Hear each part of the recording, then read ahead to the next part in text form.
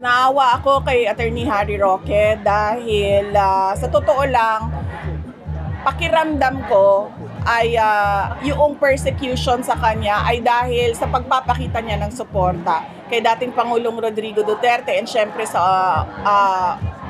tanggapan ng pangalawang Pangulo. Mariing pag-uusig kay Attorney Harry Roque. Ito ang naging tugon ni Vice President Sara Duterte tungkol sa pagpapakansela ng passport ng dating presidential spokesperson. Ang nasabing hakbang ay kasunod ng hiling ng Department of Justice sa korte dahil sa kasong qualified human trafficking na kinakaharap nito. At ang